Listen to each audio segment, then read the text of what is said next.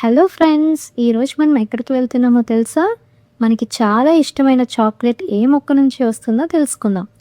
Chocolate వచ్చే మొక్క పేరు థియోబ్రోమా కోకో అండి. సాధారణంగా దీన్ని కోకో ప్లాంట్ అని కూడా అంటారు. ఈ మొక్క వేడి ప్రదేశాల్లో బాగా పెరుగుతుంది.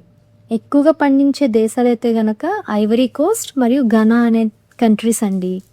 ఈ మొక్క 4 to 8 మీటర్స్ వరకు పెరుగుతుంది. దీని ప్రత్యేకత ఏంటనుకుంటున్నారు? పువ్వులు, కాయలు చెట్టు కాండం పైనే వస్తాయండి. కోకో కాయ లోపల గింజలు ఉంటాయి.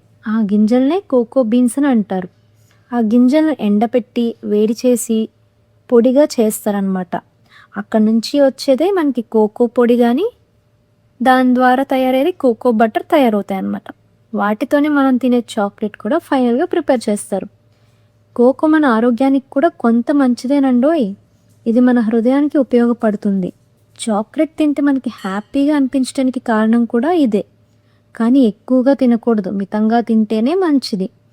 కోకో మొక్కకు వేడి వాతావరణం అయితే కావాలండి, కొంచెం నీడ కావాలి. అలా అని చెప్పి నీరు అయితే మాత్రం నిలవ ఉండకూడదు అనమాట. అందుకే జనరల్గా వీటిని కొబ్బరి తోటలో ఇంకొక పంటలాగా అంతర్ పంటలాగా అలా వేసుకుంటూ ఉంటారు. ఇలా మన చాక్లెట్ వెనక ఉన్న కోకో మొక్క గురించి తెలుసుకున్నాం కదండి. మీకు కనుక ఈ వీడియో నచ్చితే కనుక లైక్ చేయండి. అలానే మా ఛానల్ని సబ్స్క్రైబ్ చేసుకోండి. ఎందుకంటే నెక్స్ట్ వీడియోలో ఈ కోకో బీన్స్ నుంచి చాక్లెట్ ఎలా తయారు చేయొచ్చో చూపించేస్తాం మీకు. Thank you.